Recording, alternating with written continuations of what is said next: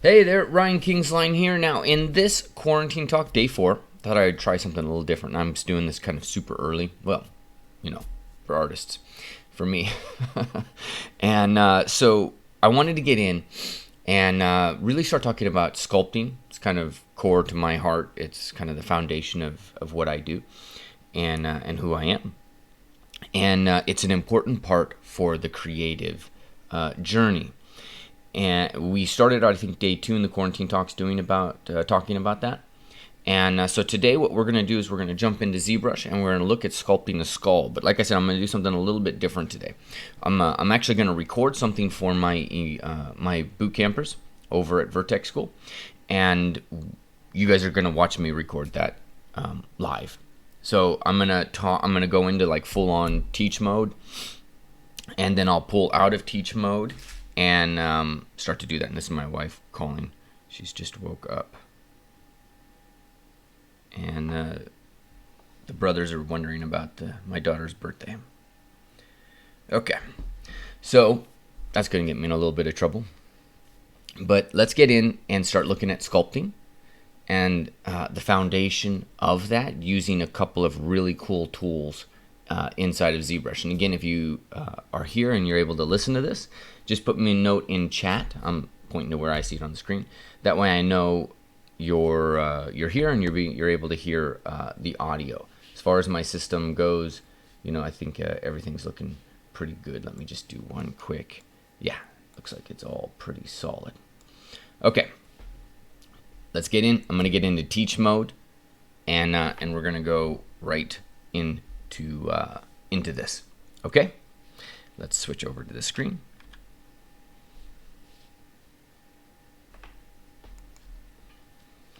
Switch over here into ZBrush. Okay, and almost ready. We put a little clap sound in so that when we're editing it, but usually you gotta do it louder. I just don't want to interrupt your ears.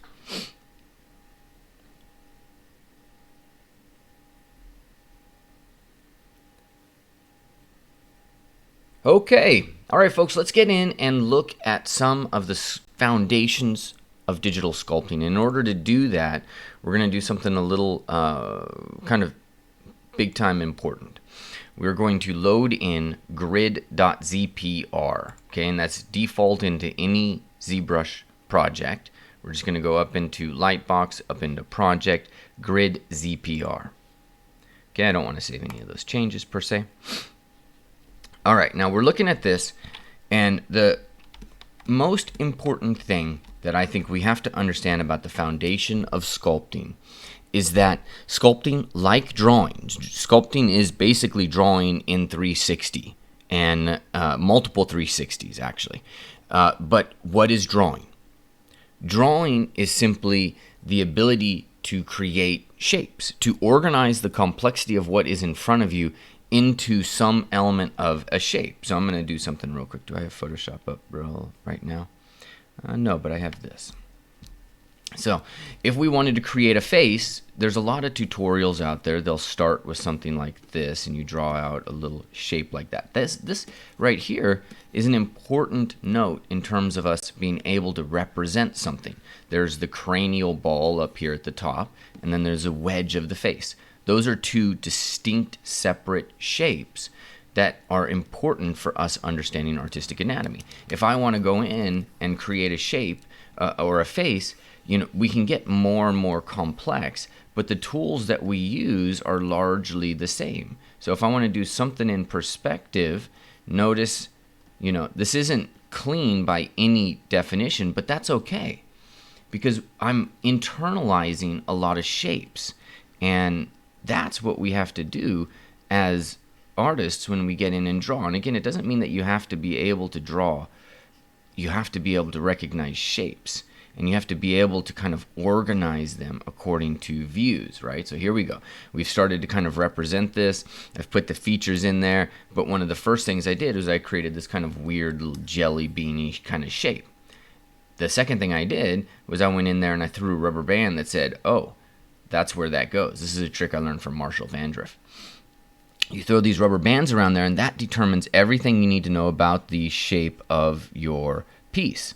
So then we come in like this, and now I can come in and start to put, little bits of information in there to help me kind of flesh this out, know where to place my ears. And then next thing you know, we can get rid of that shape right there, that little jelly beany kind of deal. And you're starting to have a face that reads in 3 dimensions, right?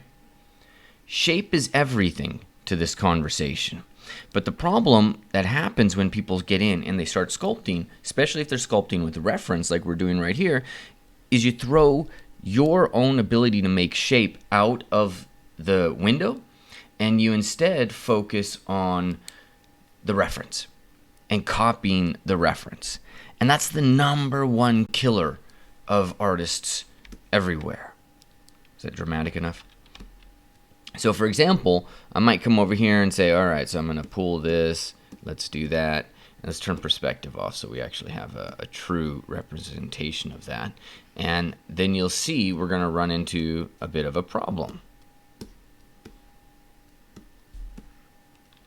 Let's go in here, go to draw, or maybe I solved that problem, but we'll see. And let's open up this on the side so you can see what we're doing. There. Okay, so that's not actually horrible, because a lot of times when we do this, if we're not careful, you see how large my brush is? We could actually have a smaller size to our brush. Uh-oh, that's going to drive me nuts. And then we start doing this. We start pulling these things out. And next thing you know, we've got something like that. That's a huge problem, right? But in order for me to do this well and do this like a sculptor, we have to understand form and how form is organized. And we have to do that understanding or dealing with all the complexity that's out there. So for example, if we were to look at a skull, like this one right here, there's a lot of what we would call half-tones in this conversation. There's a half-tone there. There's half-tones and things that separate this nasal juggle groove. There's this half-tone as things come down to the canines, right? You come over here and you see there's these little half-tones for the temporal line. There's half-tones that separate the superciliary arch here from the frontal eminence. There's a lot of stuff going on in this. This little special line right in here. And that stuff can really distract you. It can lead you astray. But if we look at this and try to understand exactly what we are seeing from an artistic perspective, what you're essentially seeing, I gotta hold that together there. What you're essentially seeing is a spherical shape or an oval kind of shape here mixed into something that's going to represent the frontal plane of the face. So if we want to get in and do that inside of ZBrush or Mudbox or 3D Code or whatever it is that you're using, do we really need this reference in the beginning? Maybe for me to establish some basic proportions. But one of the most important things for you to do in the beginning of sculpting is really learn how to organize the information that you're seeing and put it into specific shapes.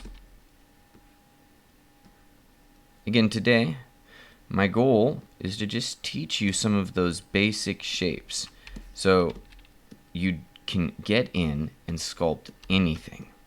Again, there's a lot for me to unpack here in terms of how this particular tool is working. I'm going to have some problems here in the jaw, making that line up and match, and that's okay. All right, because what I'm going to do right now, even though I've got the grid here, I'm going to turn floor off, and I'm going to change this conversation a little bit, and I'm going to work towards creating what I think is the primary ideal shape for a skull, which is an oval shape here. And I'm going to try to make it as oval as possible. I'm going to try to avoid creating some of the shapes that I know exist back here and whatnot. I'm just going to try to create this as round as I possibly can, as generic as I possibly can. Okay, there we go.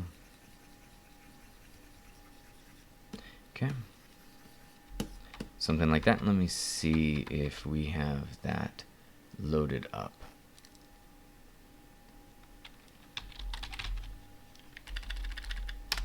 What we're doing right now is what you can see in Gottfried Bomas's work, and you can see in this particular drawing that he has right here.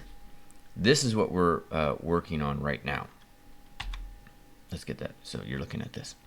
We're looking at this drawing right here in this upper corner, and we're going to try to create that where we have this oval shape, and then we have this wedge for the facial plane.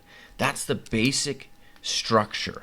And when you're sculpting and you're learning the essence of sculpting, the key thing that you have to do is keep primary shapes in mind. So I'm going to cut across.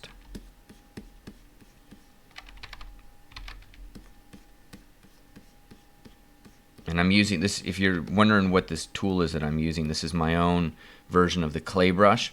I had the great fortune of actually building the clay build-up brush, which Ofer Alon, he basically instructed me how to do that. Not the build-up brush, sorry. I built clay tubes. And then later they added the build-up feature to it, which was just pure genius. And I built the rake brush that's inside a ZBrush.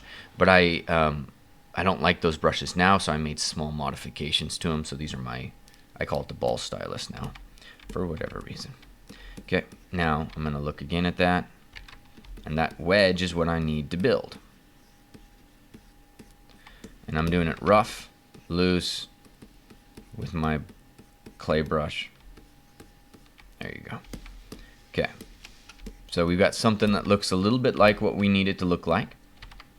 We need to have a little bit more control over that brow. So when we get in and we start to do that, this is the kind of challenge that we need in the beginning. How do you just create these kind of simple planar characteristics? So the way I'm going to do it is I'm going to dig in like that.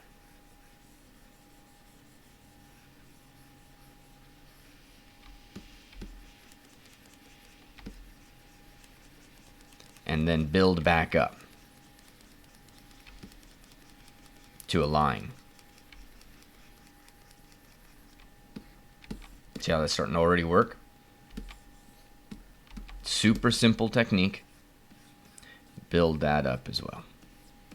I don't have to worry too much about all the resolution levels. Now I'm going to get back in here and I'm going to see, okay, so this line is pretty close.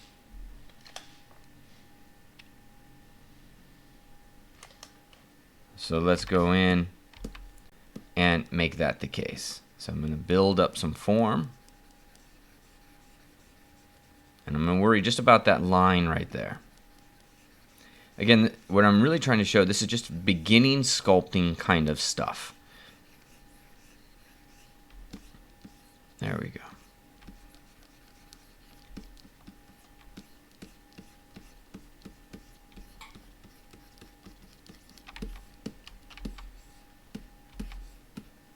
There. Now, I'm going to do, now that I've got the basic shapes intact here, then I'm going to go through and I'm going to check their alignment. And that's an important thing to understand about the process of sculpting, is that, you know, the first duty you have is to the shapes. The second duty you have is to proportion and alignment and accuracy. But accuracy is not your first priority. That's where people get screwed up in this conversation, because if you come over here and you just start using this floor and you try matching that floor and that reference, you're going to do it wrong. Because you can only sculpt what you know. The reference is not going to give you too much, or it might give you everything, but you just can't see it. Because seeing's not like a camera. You're not a camera. You're a cognition. You're a machine. Let me grab some coffee.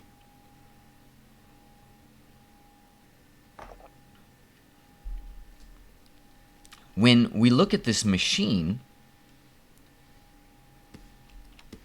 or AI, or any of this other stuff, the order of importance, the order is important. The order of focus is important. We learn a lot from AI, actually. You can see the same thing in the Cybertruck, the Cybertruck layout, right? Hit the glass first, then hit the side of the door. Order is important because mastery is not magic. Mastery is process. That's it. That's the key. Okay, so make sure that you focus on shapes first, and then you focus on accuracy second. And always keep in mind that artistic anatomy is mostly about morphology. Morphology is the word, if you look up Paul Richer, you know what? You guys reading my handwriting is like reading a prescription. So let me see if I've got him behind us over here. Yeah. So if you see a book like this, Artistic Anatomy, this is one of the first tomes on this that really just took everything to a whole new level. And like if you go to page 100, you have, oh, you're not going to see it. Let's see if we can see it from this camera. Yeah. So you're going to see all kinds of stuff that talks about how the forms, that line right there, which isn't necessarily a muscular line, it actually involves fat as well, how that line crosses the iliac crest. So there's a whole bunch of stuff involved. Let me put that book up. Let me show you another one. And if you look at a book by Bridgman is literally all shapes. Everything about this is insanely complex shapes. I mean, he's just, look at that. That's all he's doing. It's all shapes. He's created these form concepts. Have a concept. A decided difference between light and shade. No near tones, which is basically trying to say no half tones. Don't, just make everything intense so that you kind of have clarity on it. Bridgman, I remember walking into the Art Students League at New York, and you see all of his drawings. Look at that. Right there. That is gorgeous. That's a form concept. That's a crazy advanced form concept. But that's your primary job. It's to understand that. To understand how you can structure things like this. It's ridiculous. This is all in there so we have some language and we have some conversation. But the first part of what you have to do, which is identified by how he talks about wedging, passing, and locking, the first job that you have is actually going in there and understanding, these form concepts and how they relate. Because with the form concept, structurally speaking, is, their interactions. Look at that leg right there. See how you got that cube, rectangle, into this kind of ovoid shape of the thigh, which you can see here with a little bit more complexity. You see a little bit of the rectangular shape coming down to the lower leg, and then the ovoid masses, sort of ovoid masses. It's ridiculous. It's just amazing. But your first job, and this is different, actually, I should show you one more thing. This is different than how somebody might learn using this technique. So Charles Brogg did all of these guys right here. He did these plates for people to learn. And in plates like this, what they're doing, so it's a little hard to hold, they are thinking in terms of form concepts, sort of, but they're thinking about really, changes in the planes and teaching you how to identify halftones. So they're thinking about this differently, a little bit differently than we think about this in sculpting, where we have to think about these concepts in different modalities. So let's get back into this. It's quite cool to get into into all of that stuff, but let's get back into the work here. So I'm going to go back to this concept, and I'm going to identify a couple of more planes. Notice we've got our midline, and then we've got a plane that goes like that. Cool. Now, let's get into this and say, okay, well, we don't have that, and I'm going to turn floor off again.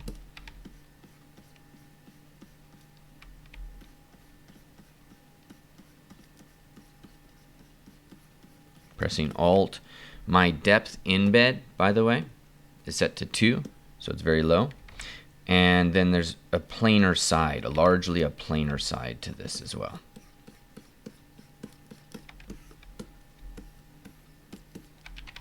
And that goes up in a curve.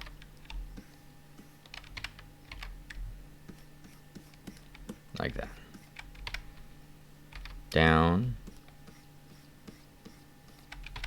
And then he's got this little kind of peak back here. And then we've got this little plane down there. Okay. Now we've started to create some structure.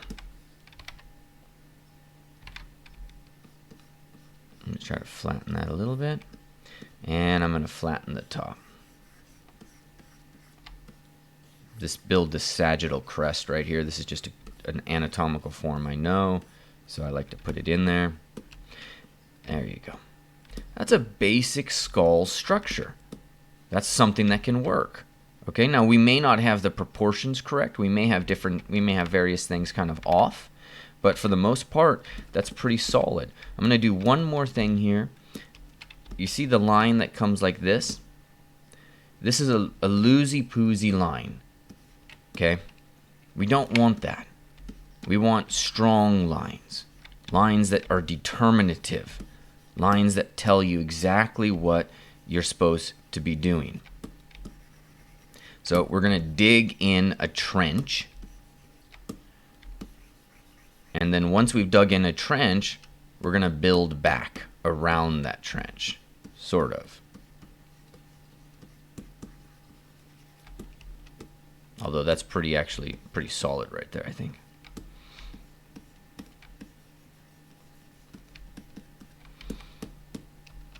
Okay, still a little loosey-poosey. So what we could do is come in with a move brush. And let's look at it from this view. And since we have a fairly established line, I think I just need the move brush and I just need to add clarity like that. Yeah. Pull that up. Okay, and we'll go in and drop that down and drop that down. Okay, there we go. Little movements. And I'm leaving a little bit of surface mess, but there you go. Actually I'm integrating something here that's not in the reference, so I have to be careful of that. Because if you notice with the skull, especially if you're looking kind of at a mandible, there's a specific plane that happens right there. It's hard to see because this thing gets in the way, but there's a nice plane that goes that way, and I always kind of implement that. So I'm gonna kind of try to get away from that, but this is just one of the things. Once you know it, you put stuff in. There you go. It's a little bit straighter, but not quite. Spend time making these things beautiful, as beautiful as you can. And there you go. Now, once I have this kind of established, then the next trick for me is to go in and work on accuracy, right? So let's go look at our reference with the grid, and then what we're going to try to do is we're going to try to place the concept of that line that we drew here that represents the brow into the facial plane.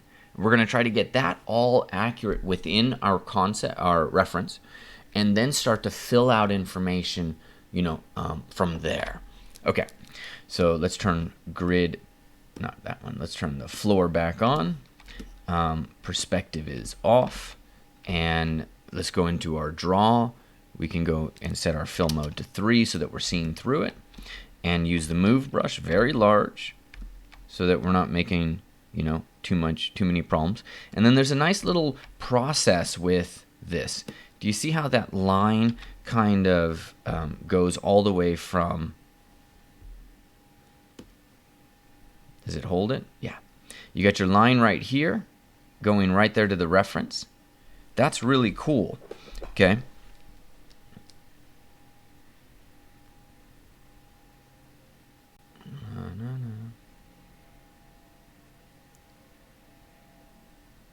Hold on one sec.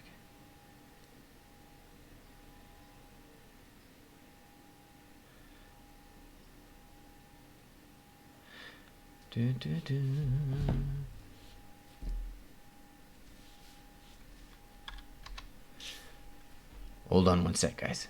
I gotta go see my son. He's not used to. He's 6, and we have a real special connection. So he's screaming right now. Hold on one second. I gotta go see him because everybody's quarantined at this point. Give me 1 minute, guys. I'll be right back. Okay, I'm gonna leave an empty chair here in homage to Clint Eastwood.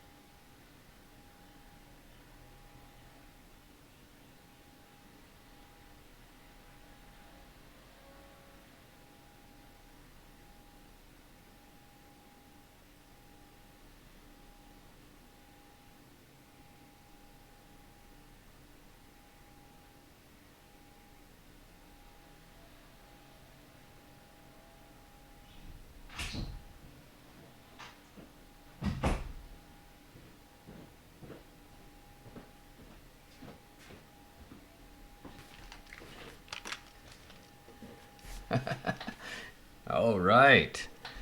All right. Are we back? Let me check real quick. Oh my God. Okay. Let me look here.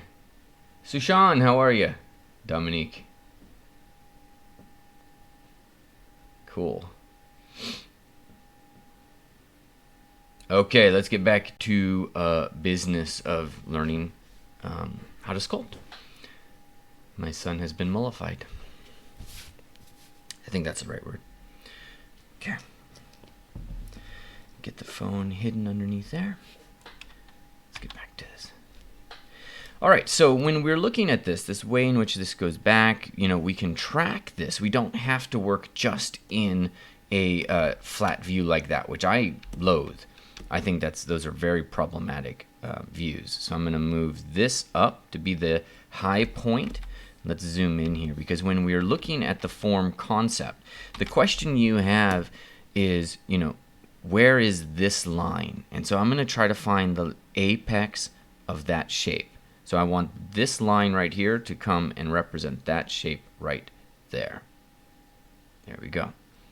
And then I can move in a little bit. Of course, I've got a very large, but there we go. Okay, very large brush. I'm going to move this out to start to kind of feel out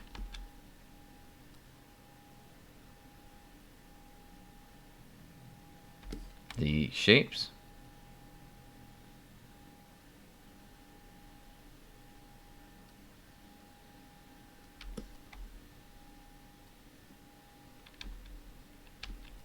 just going to leave that nose alone for the moment. Pull out that forehead. Most people don't realize how far out the forehead really is. It's an easy thing to kind of lose track of. And this I'm going to look pretty dead straight on there.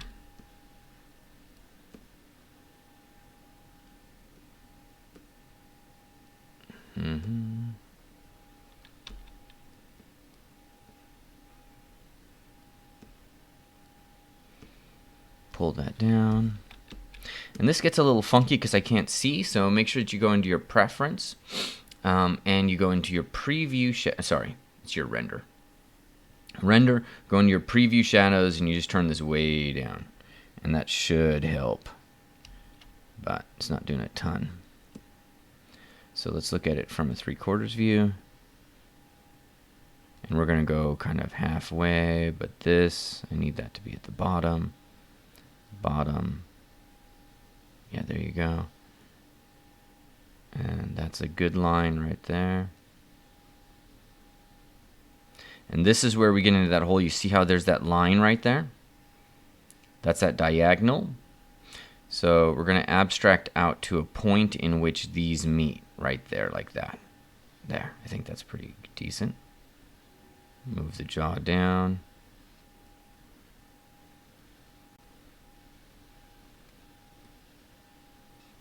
Okay, just check it out. Move that forward a little bit. Okay, and then we're going to look at this from a front view. And we're going to start to move that out and do the big shape. So let's get that intact. I'm going to move this out, but I'm going to ignore this kind of lip right there. I'm going to just kind of leave a little blip there.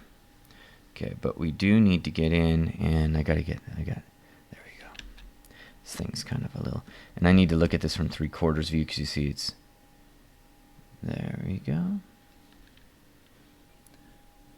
And it's really hard to see, so it's probably going to be super hard for you to see exactly where this is.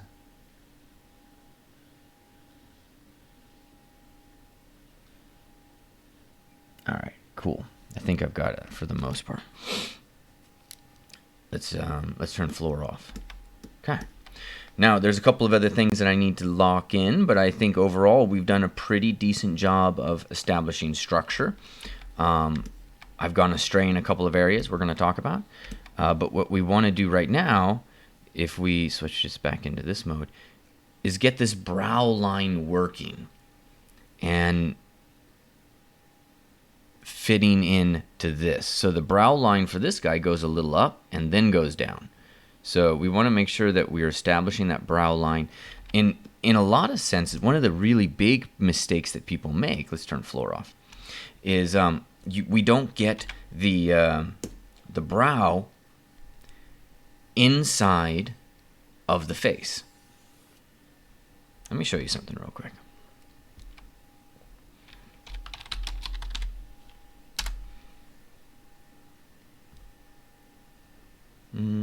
Let's look at it straight on.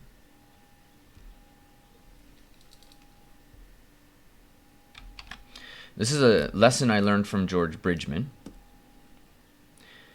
You take the, and let's use red. You take the cheek into the brow, into the frontal eminence. At each step, it goes in further. That's really important. Notice how inward this brow is in relationship to everything else. I mean, there's a lot of space out there. Look at how inset that is from the cheek. So a lot of people miss this, and what they do is they pull that brow way out there.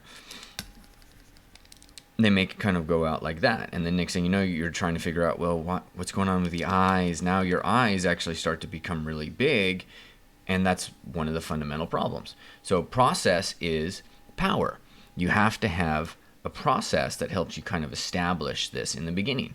And that's a lot of what we really work towards learning when you're doing this, is just understanding certain things help. So right now you can see this point's pretty much right there on the side of the head. So if you're looking at that plane, that's a mistake that a lot of people make when you're sculpting.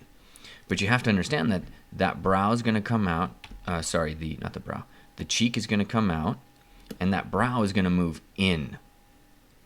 So let's get that moving in part kind of established proper. Let's move it up and in. There we go, up and in. And move the, I'm grabbing down here and pulling up, and you see how that kind of reinforces the plane. Don't go too fast, okay? I'm going to look at this from 3/4, and I want to get this brow line accurate. I'm going to cut it in right there.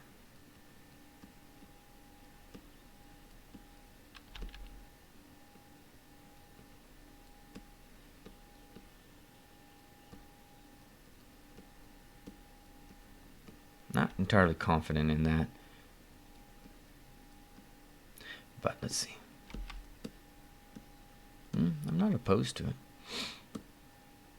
That's starting to set up things the way I want, but we're also going to move this frontal plane in as well. And that's something that gets a little funky here. Like, see how broad this is?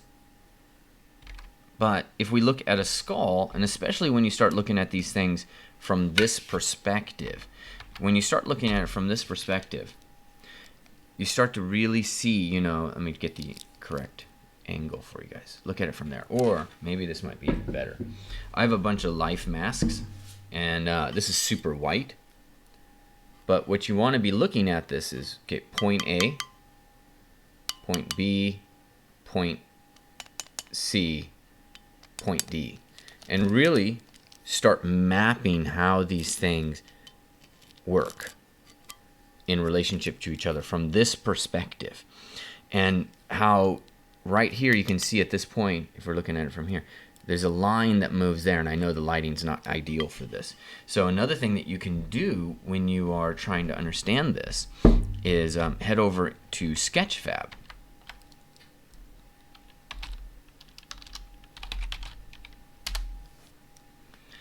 And let's say faces. Let's look for a couple. Looks like I'm not logged in, so I don't see my peeps. We want face scans.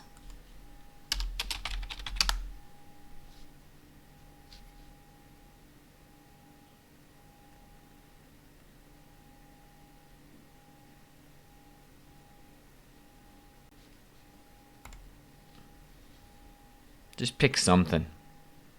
Just make sure it's a scan.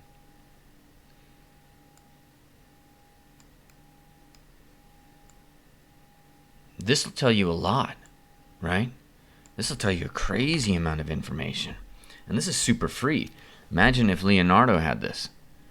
Look at that. You see 1, 2, 3. Notice how you see a plane change there and a plane change kind of here.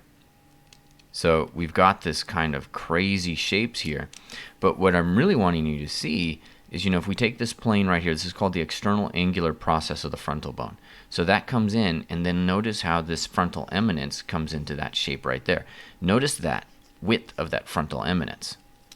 So if we were to just kind of abstract out and say, okay, so voila, voila, voila, voila, voila, voila. These are the offsets. That's how that stuff moves. So now our job is to get that same level of movement in our base, so to speak. Make sure that this is kind of capturing some of that. So before I made that last move, I didn't really have that accurately displayed. And in fact, we can see a bit of a problem right here as well. So I'm going to mask this out.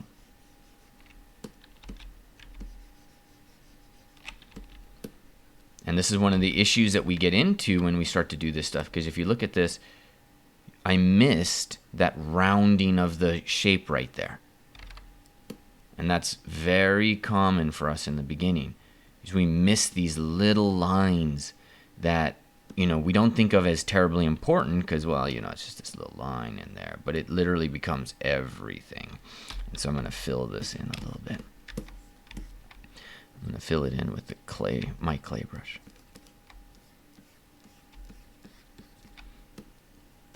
And remember, this is a beginner tutorial. I'm trying to teach you how to see, because that's what sculpting is. It's a process of seeing.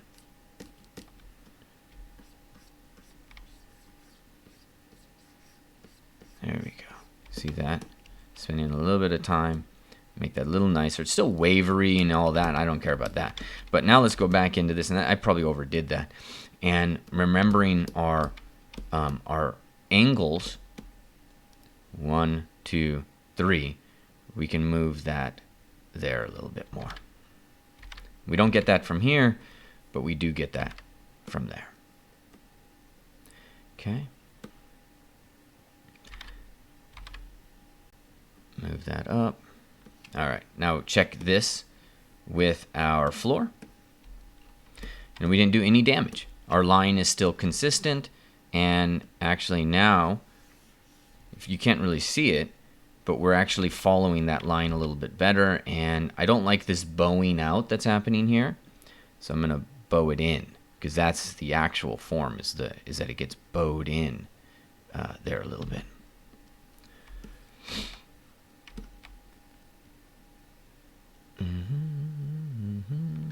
Actually, I have classical music playing in my ears right now, because you have to listen to something to shut out all of the noise. Okay. All right. I would say we've done a fairly average job of establishing our fundamental form concept, which is fine enough for me in this, because I think you can over prepare these things. Let me just fix that a little bit. I want a little bit more depth in there. And it's not about making this stuff perfect. In my eyes, if we were in the Russian school, my kids go to the Russian school of math, right? And it sounds so intense, but because it is. It's crazy intense. Let's look. Let me show you something real quick. Oh, the magazine or the Russian school. I have an academy manual from the Russian school, and I don't have it with me. But if we were to look at the Chinese school, there's this great book I got here. This isn't the Chinese school. This is Nikolai. Fantastic. All right. So you can kind of see some of it in this guy's drawing. And, the way in which these forms are delineated and the way in which he's doing this line work, like the work that this guy did to kind of understand, structure and be able to be this expressive. Man, it's a thing of beauty. Another day. Let's get that up. I'll bring up the Russian school later. All right, but there's a couple of things that are really bothering me about this. I'm going to kind of get rid of that stuff I sculpted in there because it's just inconsistent with what we've done. And I'm going to go back to the floor, and that's what I thought. I lost some of the width right there. Trying to play nice with something. And I'm going to add that volume. That volume is basically right there. I'm going to move that out. There you go. Okay, and then what is that? That's the mastoid process. Yeah, that's the mastoid process. Okay. All right, there we go. Let's call it a day. Pretty average. Well, I mean, not a day. I got a lot more stuff to work on with this because my goal here today is to help you understand how to sculpt and teach you, a little bit about how to see. I'm going to touch this up. You see this shape where it's a little bit loosey-poosey like this. This is a lesson I learned from Anthony Visco. All sculpting is convex. We don't want concavities. So always try to round these things out so that you create a nice bit of structure like that. There you go. Then I'm going to round this out. Again, creating a nice bit of structure. I'm trying not to have too many kind of concavities. Just trying to get some roundnesses in this. There, oop, I pressed Alt, mistake. Okay, and I'm going to do the same thing here. Try to get it round. This is another mistake that people make in the beginning. If you don't get it round, I'm going to dial that down and just simplify that. Your sculpt won't look alive. Everybody will look at that and be like, basically got ran over with a truck. And they'll know it. You won't, because you're thinking, oh, I did this great, I did that great, you know, and you're looking at different things than other people are looking at. I'm laughing from personal experience here. I love this. It's the best thing I ever did. I wake up the next morning, oh my God, how do I get that off the internet? That, straight from personal experience. I remember when I sculpted the demo head, this one right here, that I sculpted that, and I had two sculpts. One was more realistic, and then one was a little bit more stylized. The demo head was more stylized, and this was I didn't learn this lesson fast enough, unfortunately. But don't show people work that you don't want out there. And the demo head is definitely one I didn't really want out there. But Ofer was like, yes, I love that. That one's much better. And I was internally cringing. I was just trying to show him a lot of work. You know, hey, I'm doing good. I'm working hard. Here's some of the stuff. Oh, that's great. No. There we go. All right. I got a lot in there. Check my lines again, because I could have easily gone astray, which I think I did. I'm going to drop that brow a tiny bit. Yeah, that's better. Drop the brow. And there you go. And drop that chin. Okay. I'm going to check my lines. So it's easy to just get this thing to start to inflate. Okay, there we go. That, my friend, is a pretty good simplification of the skull that we can now take. The great part about this is it's a form concept.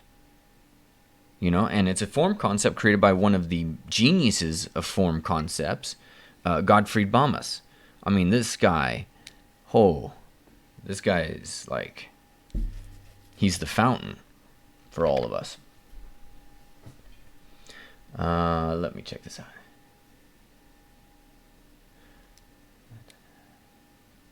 Okay. Now, next step. What do we do? What do we do? Okay, we got a form concept. What's the next form concept?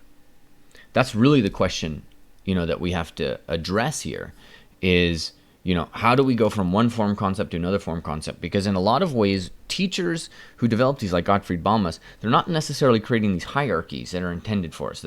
They're teaching us the form concept, you know, because that's their thing. They're teaching us this form concept. We have to go from form concept to form concept to form concept to help us understand. And we have to have a process to help us understand, you know, what we do, especially as sculptors, because now I'm looking at this and I'm like, well, what the hell do I do? So what I do is I go back to my books. Okay.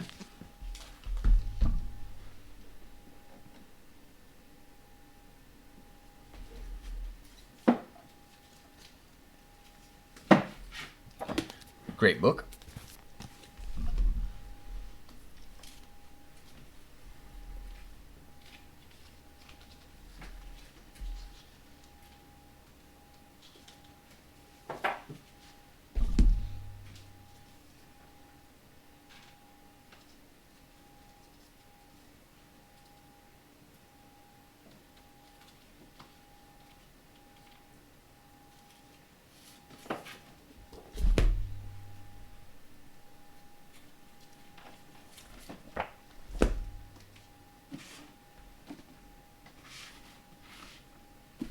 Okay. Now, there's a great story about a painter we all know, and self-taught. Sat down with the George Bridgman book one day, drew everything, learned it, and then, became a master. Yeah, could be true. But I don't know about sitting down with George Bridgman for one day. I don't know about that at all. But we can start to go in here and look through these things to see, is there anything that can help us kind of develop some of the more structural components to this. So if we're looking at some of this stuff, we have a lot of power in terms of how we can arrange this. There's actually some really significant shapes that we can start to develop. But if we go back to one of these drawings we saw early on and look at that, see that? That's beauty. See how he goes? He has this line that goes down and down and down, down and down. And it really helps you understand the construction of the cheek versus the construction of the cheek fat versus the construction of the muzzle of the mouth. And that's ultimately what we end up having to do. Of course, we're sculpting a skull here, right? So, this isn't necessarily going to work, but here, this is beauty. Okay. You see he's established the brow, he's established the nose line. Look at the structural elements that are right in there. And then we start to, you see the straight line that represents that cheek into this is essentially the frontal facial plane. But then what happens as you level up the design of it, so to speak, is you break that straight plane up into a plane for the cheek, a plane for the muzzle of, the cheek fat into the muzzle of the mouth, and then a plane for the chin right there. So this is really a significant kind of point for us. So we got to put something heavy on it. Hopefully that doesn't fall. And so if we look at that in terms of a drawing, let me just kind of get in here and start to mess around with this. He's got kind of, and I do this just because this is my internal kind of process. There we go. Now, what he's done, George Bridgman, is prior he had this line coming. Let's say he's got the top of the skull. He had this line coming down like this. Then it comes out down here for the brow. So this is essentially the brow shape. Let me add enough. There you go. That's essentially the brow shape. And it comes in and probably even maybe drops down like this. But really at this point, it becomes a front facial plane like that. Okay, and then the nose, this is coming down, and you get this kind of little plane for the nose. And let's see. Yeah, there we go. So then he drops the nose back like that, up like that, and then there we go, about like that. I probably extended that a little too far. So and here, this is me, my inner voice going like, no, you're live too, and you screwed that up. So we're just going to shut that shit down and just get to the meat and potatoes of this. Okay, that's about what that was if we look at the Bridgman drawing, right? Now, if we want to kind of understand how that might operate as we start to level up the design, it works in many ways. Let's go in and select another color here. By starting to add more of the divisions. That's probably not the ideal color. Let's use blue. So we'll come in and we'll say, okay, now we're going to actually break out the cheek, and then we're going to get some complexity of the muzzle of the mouth there, and then we're going to get the chin, right? There you go. So that's one straight line that then you break out into something else, and something else, and something else. Two sections. That's the nature of understanding form concepts and developing your own form concepts, because ultimately I'm a big believer in you developing your own understanding and developing your own structure. Every great artist has to go out there and develop their own conceptions, and we pull from those around us and those who have gone before us. But ultimately as creatives, we're explorers, We're people who go out and we try to discover all these different processes that are there. And you see this in Stephen Rogers Peck. This is, I think, an underrated anatomy book. If you come in and look at, say, just like how he explains the back, you see this. I don't know if you can see that. It's a little not easy to see, but coming in here and showing the stratus anterior and showing it like its fingers and the interdigitations, talking about all these different things. And if we get over here into does he go into the head? I thought he went into the head. Where's his head? I hate it when they start with the rib cage. Drives me nuts. There we go. Oh, so much beautiful stuff in this guy's work. Okay. So many beautiful ways of understanding things like hamstrings, and then coming in here and understanding things like, the ear, and then you can see all these like little conceptual drawings that he's got in there, ways of understanding the conch. Look at that head. That's a cool head with the ears sticking off as though they're these kind of old school phone things. And then the structural elements for the nose. So much beautiful stuff. Another one that I think is underrated is Rimmer. Dude's racist. It's some pretty hardcore stuff in here, and you just have to understand the time. But anyways, there it goes. Wow,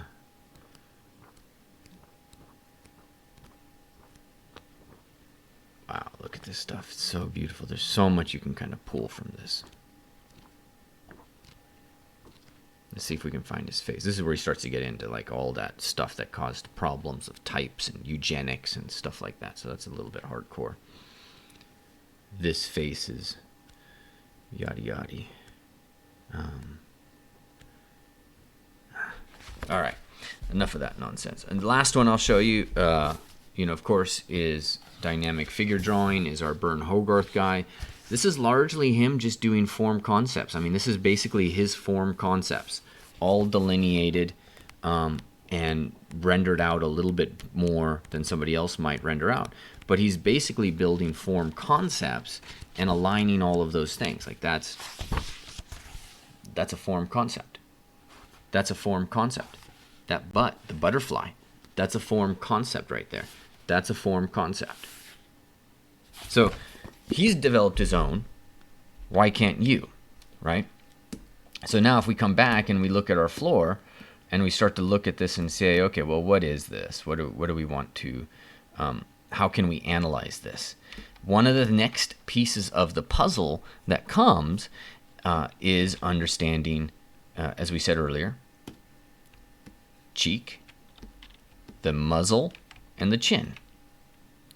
So intellectually, we've got a hierarchy here. We've got cranial mass, and we've got wedge of the face. So within the cranial mass, the next thing that we have to do is we have to establish, the brow here versus the temporal mass here. That's one thing that we've got to do.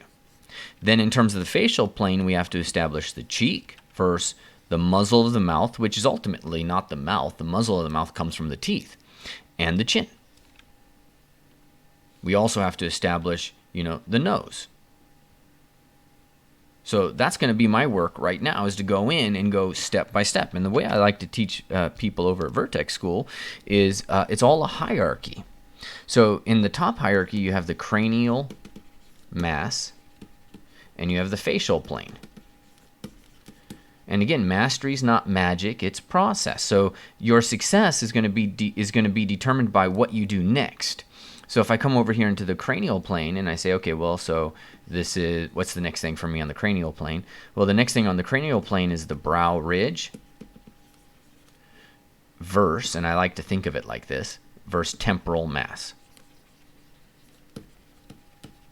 What's the next thing on the facial plane? Well, it's going to be the cheek versus the muzzle versus the chin. That's going to set me at 1, 2, that goes down a little further, 3. Then we will go in and we'll start to say, okay, so now we've got the masseter, or I shouldn't say masseter, sorry, that's the muscle. The mandible, and it's not even the mandible at this point because the mandible is the whole thing. It's the ramus versus the chin versus cheek versus mouth, right? So we're going to then go in and differentiate the ramus from everything else, which we already kind of do, and then we're going to differentiate the nose as well. Lots of stuff to unpack, but this is my goal, is to teach you how to think sculpting, because that's what sculpting is a form of thinking. And if you want, we'll just duplicate this so we've got it and go in with the clay buildup brush. And there's a couple of other form concepts that we can use as well for this. Let me see if Bomis did one that really works. There's some beautiful stuff. We may not find it. Let that soak up. There we go. See, that's our next form concept. He shows us the basic one down here. And then if you need the next one, you got to get in and separate the brow from this temporal mass, which is just one right now. And then you got to establish this part versus the nose versus the muzzle. And then you got to establish the ramus versus everything else. It's all right there. It just takes a little bit of time to see it. And again, I'm going slow because in the beginning, every step gets you closer or gets you farther. And you can't see your way to the destination as you're beginning. Today, I could make a skull out of anything. It doesn't matter, you know. I'd be done with this in 3 minutes. But that's because, you know, I've got the mileage. So now we're going to go in and we're going to establish the skull. And in fact, let's divide this one more time. We're going to get the cheek. And I'm going to just check in with the floor and say, well, is that right? Yeah, that's the cheek right there. Is that right? Yeah, that's the cheek right there. Okay, and then switch over to the move brush and be like, yeah, is that accurate? Yeah, kind of is. Let's go into draw and set our fill mode to 1. Okay. Move that out and down. Yeah, so we get that. And then we'll look at it from the back view.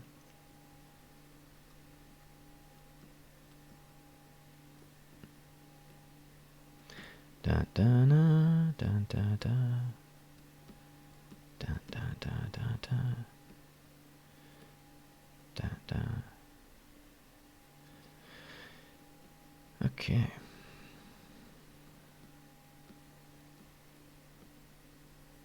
All right. There's a couple of problems that I'm going to run into there, but that's okay. I'm going to turn the floor off. And what do I have to do first? Right. We talked about cheek to the muzzle, and I keep doing that wrong. Cheek to the muzzle, bigger, to the chin. But what I really need to do right now is I need to go actually cheek versus the orbit of the eye. And again, I inverse the nose. I always think of it in terms of verse, because when you're dealing with stuff at this level, what you're really doing is making distinctions. And so the distinction that I'm making here is this shape, this shape. So it's cranial mass versus facial plane. It's cheek versus orbit of the eye versus nose versus muzzle of the mouth. And we're making distinctions. The very notion of a distinction is that you are distinguishing one element from another element. This is learning. When you learn something, you learn, okay, so there's chair. All right, well, Victorian chair versus my dad's chair. Two different things, right? Learning is, well, I can go sit in that chair, but I can't sit in that chair. You give you a sense of my upbringing. And so everything is a distinction. I'm going to go in there and I'm going to start to put the orbit of the eye in. And I'm going to put that floor in for a second. See how high up that is? So I just screwed it up a little bit. There we go.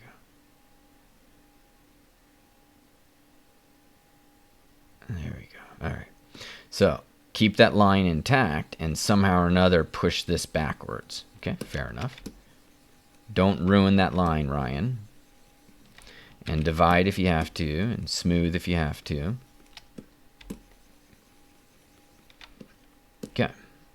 That's a pretty decent hole. And that's what it is. First, the first duty you have is to the shape. The second duty you have is to accuracy.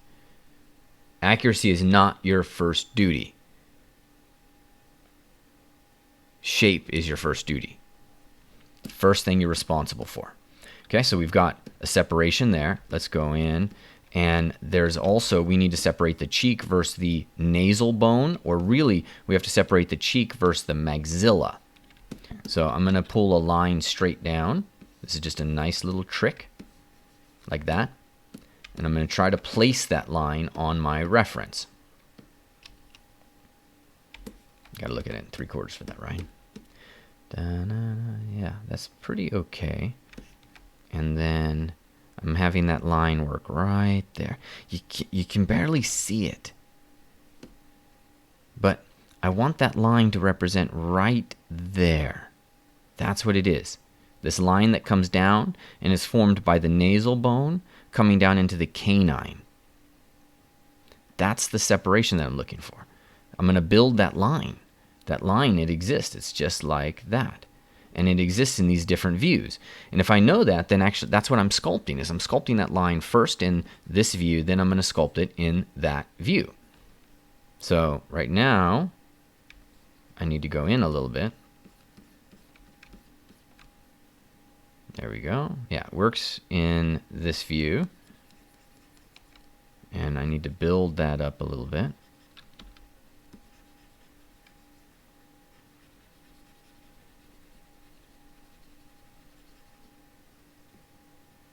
Yeah, that needs to get built up a little bit more. Okay, I'm going to worry about that later. Don't get too distracted, right? I'm going to build that plane right there, so I know that plane exists. Side plane, front plane. There we go. There we go. Thing of beauty.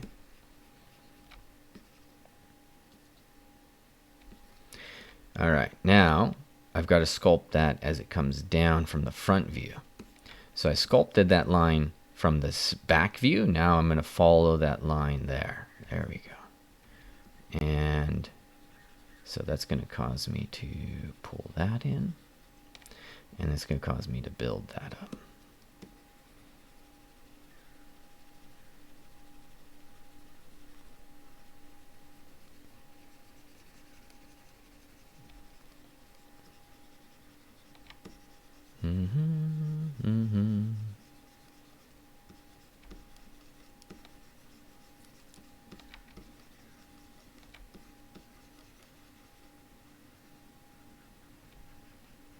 Draw that down a little bit.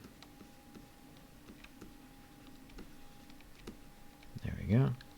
Okay, and then now let's take this line. There we go.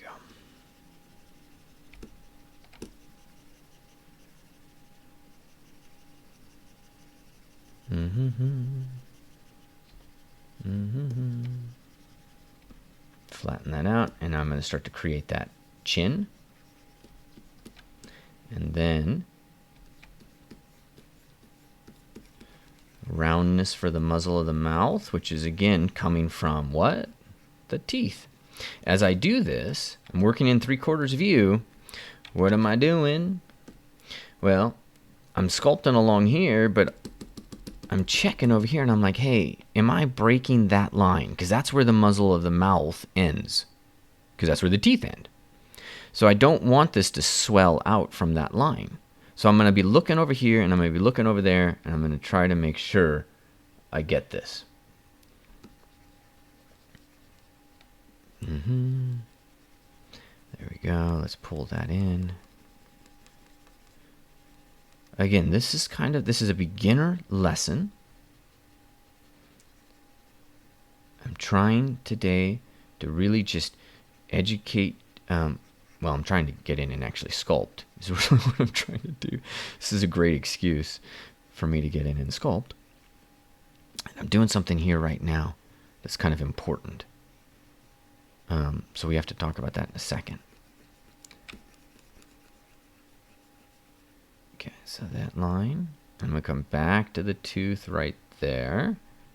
And then I need that shape to be able to go back, back, back, back. Do you see why I need that shape to go back? Let me make sure we're really clear there. There's a line, that's the tooth. Okay, But if I come over here and I look at that side, notice how that's right there on what's called the ramus. That's the ramus. And this is where we have to separate the ramus from whatever this is. I forget. I looked up the name and it wasn't very clear. This is just the mandible, then the ramus, but actually the ramus is part of the mandible. So, you know, you have to understand anatomy so that you can talk it, but you'll soon learn the limitations of anatomy. All right, there we go. Now I'm going to work back to that point. Yeah, there we go. Look at that. So much of that work we've done. But we've done it in a very clear, thoughtful way. If you're not doing it in this clear, thoughtful way, you're just simply doing it wrong. You know, and it's not wrong because, well, I don't know how to say this. I mean, I know we get into a little bit of an artsy-fartsy world, but when you're working with this, you have a goal. Your goal is to be able to create something that looks like something else and to develop your accuracy. And so when you do it from a structure, from a perspective that is a little bit too loosey-poosey, you open up the door for too many potential problems. Now, that done and said, my teachers used to say the same damn thing to me. And, you know, when I was drawing, I loved charcoal and I loved just big, fast movements. And that's just part of who I am. You have to also know who you are and what works for you. But that's for another lecture. Today, I have quite successfully, if I say so myself, established cheek, nose, muzzle, chin, ramus. That was my goal. Now, my next goal should be to go in there and focus on the cranial area. So I've got to separate the temporal mass from the brow ridge. Okay? And, you know, we're leaving this vague on purpose. There's a lot of stuff. You know, notice we're not getting any of the halftones in here and stuff like that. But that's because we don't want to get too far in any one direction. So again, I'm going to look at this and I'm going to say, all right, so this zygomatic, how did I forget what that's called? Yeah, I think that's called the zygomatic. So I want to know where that terminates, and it terminates right there. And so I'm actually a little bit high, so I'm going to push form in here while keeping my eye out there. And what I'm really trying to do is just create a nice line that's going to separate. I might come in and establish that and some of the more specific stuff, you know, so I might come in and say down and up and do all of that. But, you know, primary thing we need to do is keep our life, make our life simple. So there we go.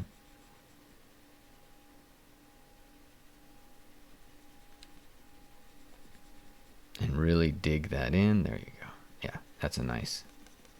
And then just increase. There we go. I did something there I didn't explain to you. I put a form in there I didn't explain, so bear with me. You know, it's going to be hard for me to not put stuff in that I know is there. But I will do my best. Okay, following that temporal line. You can see that temporal line from both views. So if I was to draw that,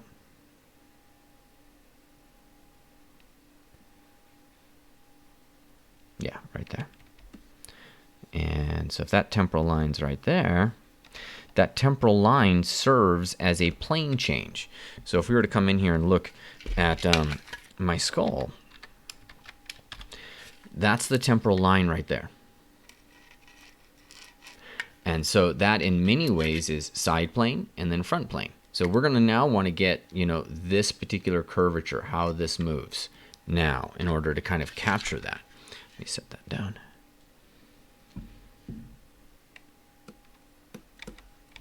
And I'm going to look at my reference and the skull on my desk. And I saw a line that was like that. And then they separated that from the frontal eminence, and then there's my frontal eminence.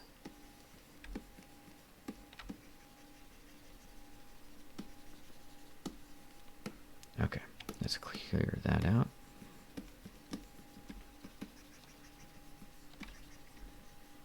get that along the temporal line. Where's my temporal line? Right there.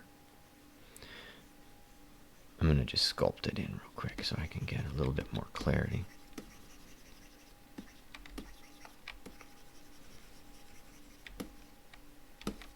Turn the floor off. All right. Not too shabby, yeah?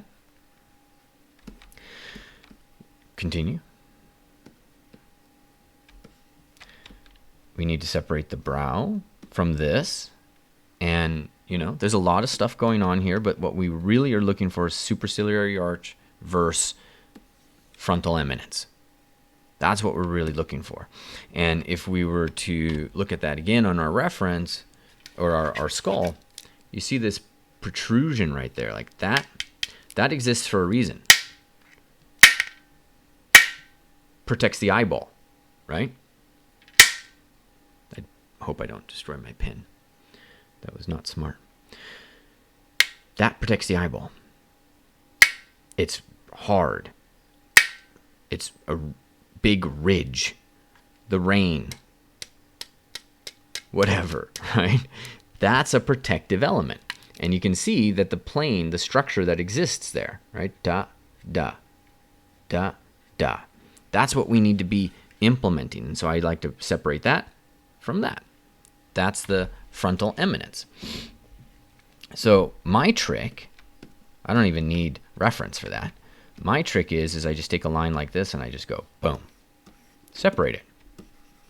All right, goodbye. That's it. You do something like that, and then you can build up the superciliary arch, and we already know it's kind of like that, so why don't we just build this down? Just carving in a hole, right? Don't need to think this too far, and then just build your superciliary arch and establish a nice down plane so that that eyeball can be protected. Now the superciliary arch, you know, if you know anatomy, it comes down and becomes part of the glabella. This is the glabella as it comes in here, and it has this beautiful conch shape that it does. It twists into that. And, you know, you can put that in or not, doesn't matter. We now have a pretty acceptable skull. Now I'm going to go in and fix a few things that are kind of annoying me. One of them that's annoying me is this frontal process of the maxilla. And what that really means is that right here, this is the maxilla, this form right here. Right like that. That's the maxilla. Now, above that maxilla right here, this is the frontal bone. All of this, that's the frontal bone. I think it goes a little further back, but you'll get the gist of it. And then there's the occipital bone in here, and then this temporal bone, big ass thing back over here, right? And there's a couple of other things down here, but anyways, the frontal process of the zygomatic of the maxilla, sorry, this is where the maxilla touches the frontal bone. That's what it means. So it's of the maxilla, but it's the frontal process, which means that it is the frontal connection point. That's what we really need to work on right now, I think. So if we go back to our reference, this is a super hard one to see. I mean, you can barely tell what the heck is happening here. So this is not something that you can necessarily get from reference. You have to come over into Sketchfab and you have to look at skulls. And my first default is always go to Anatomy Next, wherever they are.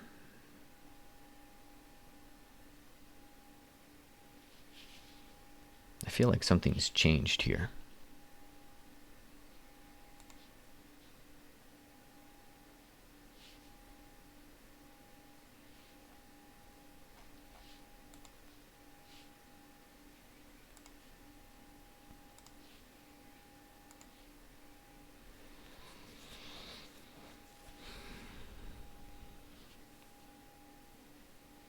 Okay, now I'm feeling stronger about this. There's my Anatomy Next. Let's go to Anatomy Next and look up their skull. Thing of beauty. Look at their form concept over here. Look at this.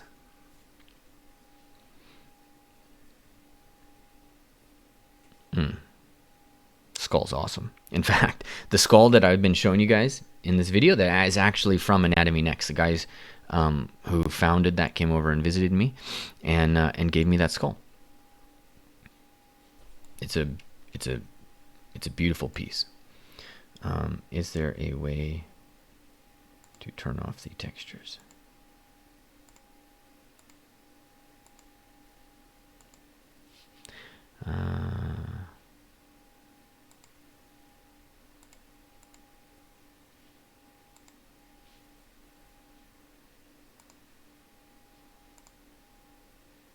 Okay. I think this will work. Yeah. Look at that. Right there. Okay. This is ridiculous. Like, what the? Where is that? That's just, I mean, this is such an annoying form. You have to look at the model from below to capture that. And luckily I got them in the same view, but you can see the problem, right? Notice how mine comes in. It goes doo-doo. And notice how theirs does not.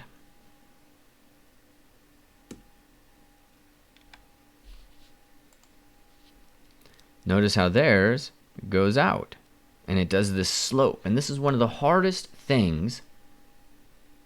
This is one of the hardest things to actually, for humans to do, is this kind of slopey stuff. So you have to break this down, you know, as much as possible. Duh, duh, right there. And then that's the side plane. So we have to cheat a little bit to help us kind of comprehend those forms. Otherwise, you just can't do it. So what I'm going to do is, looking at this from below, I'm going to just move that line up and start to get that swelling of the shape and move it up here a little bit like that. There you go.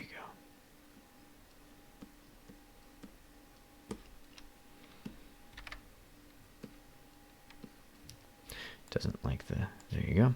Now, straight line into a triangle, or not triangle, into a diagonal. So right now I have, you know, a line that just goes basically like this. But do I have that straight? They do. They've got a straight into a diagonal. Straight, and that straight is over half of the distance of the orbit of the eye. So if I'm looking at this, that's my straight needs to move over. There you go. And then how far do we go up? Well, we go up about a third of the orbit of the eye. So a third. So I'm going to drop that down a little bit. There you go. I'm going to move that in a bit. And there you go. You know, that kind of has it a little bit. But we're still a little like fuzzy on a couple of things. Notice how they have a really strict line right there. That's what I don't really have. So I need to get that strict line in there to really help sell this. So I'm going to actually switch over to the standard brush, and I'm going to go over into the floor. And you can see that strict line in their work here in this reference. Oh, hit F, right? Okay. Yeah, you can kind of see it. So I'm going to kind of follow best I can from this. This is right there. I press Alt and just sculpt right there.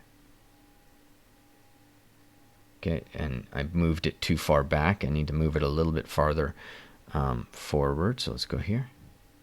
Yeah, I need to move that whole thing. So I'm going to move that whole thing farther forward. Move brush. Like that.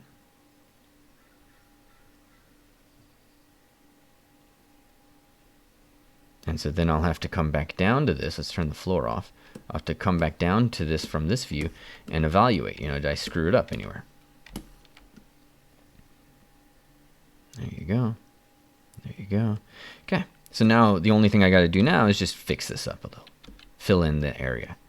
But for the most part, that line is now pretty accurate.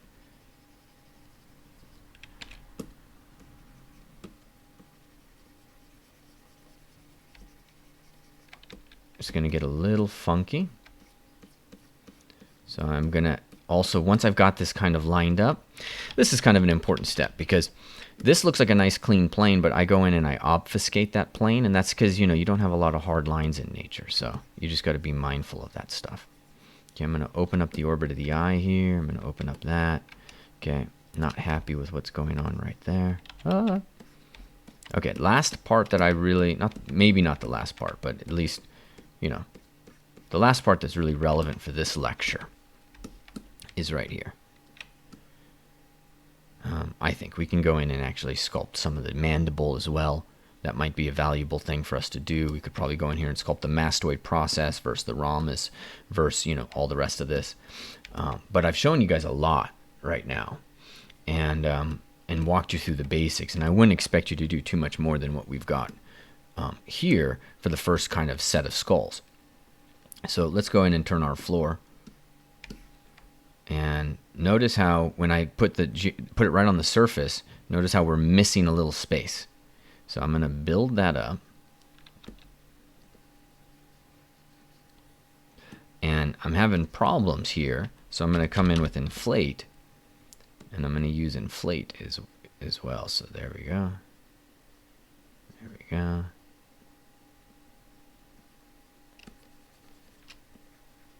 Yeah, there we go. And inflate, you know, it just works differently, so I can get away with a lot. Okay, cool. I gotta structure that. It's not right. It's all gooey and organic.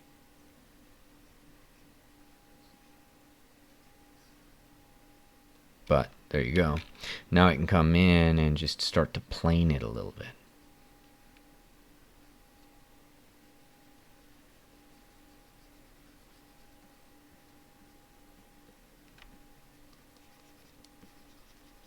There we go.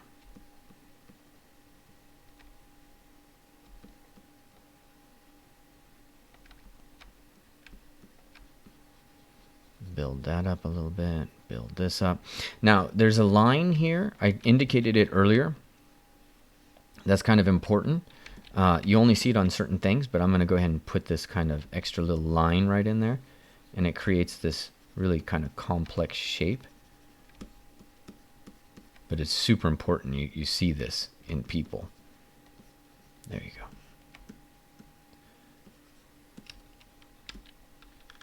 All right, I think we've managed to do a fairly decent job. I'm going to add some contrast. I'm going to swell this out and bring it in a little bit.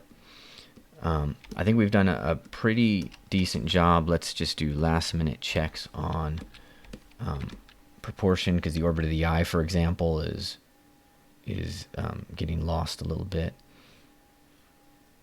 Okay, that's right, but it's on the interior. We need to go back and there we go. Get that established. Open up that a little bit. That's pretty accurate. And that's pretty accurate. Turn floor off. Yeah. There you go. Right? Now, the last little things that we might do if we want is to come in and say, really separate these pieces. And do what I did before, which is you just kind of push in, you build a trench, and then you build up on both sides of the trench. Like that. And same with this, so that we have clarity. I'm going to build a trench right in there.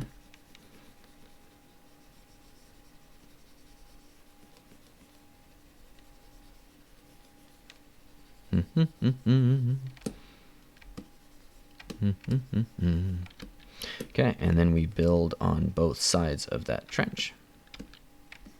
Of course, this is a little funky because this side's actually crazy thin.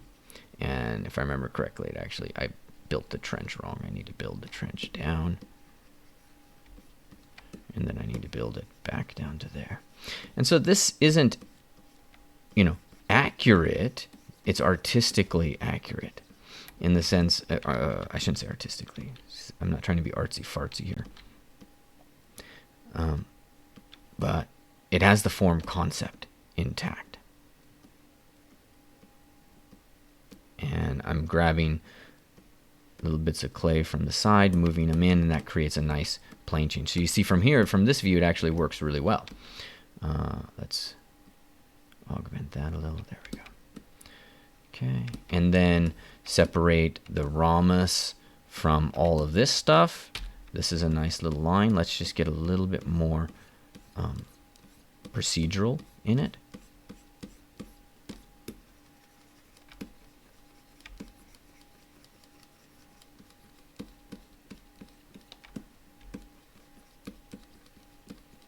Okay, there you go. And same thing here. I'm going to tidy this up by building a trench.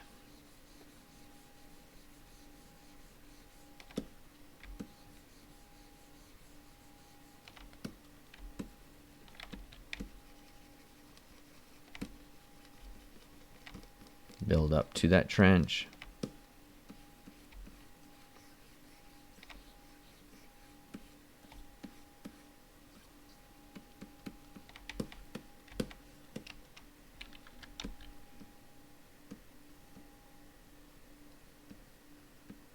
And there you go. Now this is clean form. Very clean form.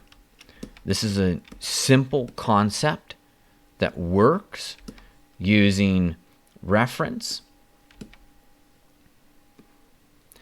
but not being a slave to that reference. And in fact, using the reference for exactly what it's intended for, which is to help you understand things, but not, to be their slave.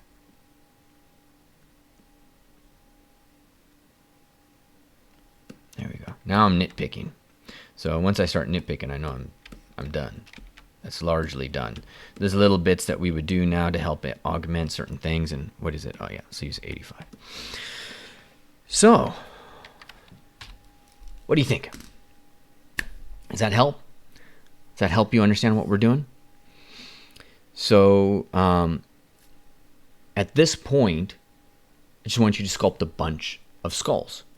Okay, and what you have to be thinking about is you have to be thinking about mastery is not magic, it's process. So if something goes wrong, you go back to the beginning and you start over because you screwed up the process. Did you focus on something that you weren't supposed to focus on yet, right? And there's a great book out there called Talent Code. In that book, he walks you through this one scenario where there's this young girl playing violin, and she plays the violin until she encounters a problem. She plays through the problem, and then she starts over from scratch and plays it again until she runs into another problem. That's called perfect practice. No, it's not perfect practice. I think it's called deep practice. And that is what we're really talking about here. You want to practice this, but you practice it with depth. So when you encounter a problem, analyze where's the problem? Where did I screw up? And then you start over from scratch and work all the way through that. Okay, because this should be something that takes, like when you know how to do this, it shouldn't take more than a half hour. If it takes more than a half hour, which it's going to in the beginning, you're just processing and internalizing things. You're building engrams and your neural network is kind of collapsing actions, right? So you're starting to get 2-for-1s all over the place. That's the process of mastery, of developing mastery, is developing your, and automating a lot of these tasks.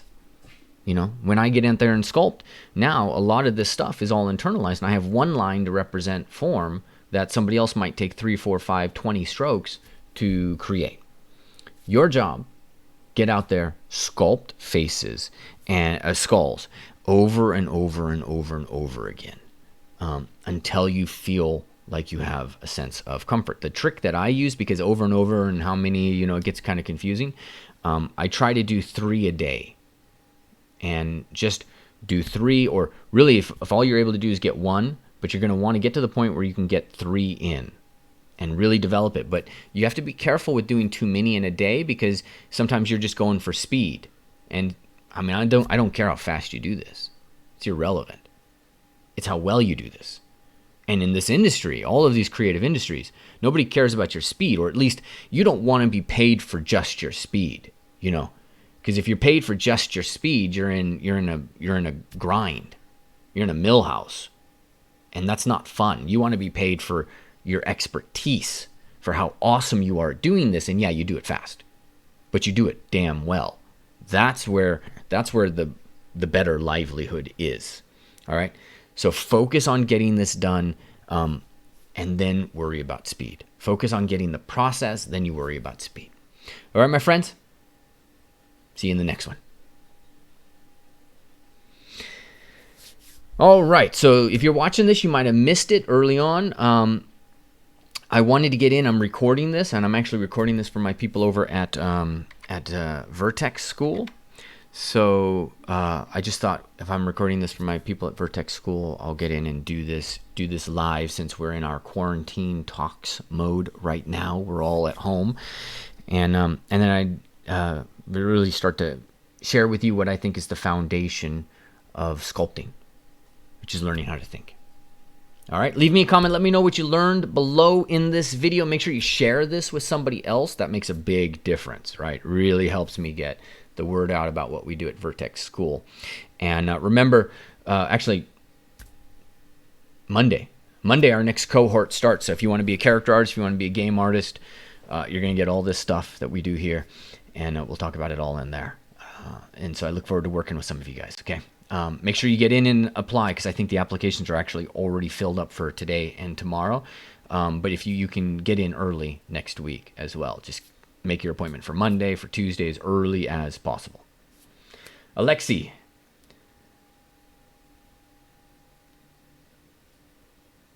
Yeah, I understand that. I understand it. Alexi's saying, yeah, he has to go fast, and I get it. But that's your job now. What you need to build is your expertise, so you don't have people pushing you, you know. You're welcome, Travis.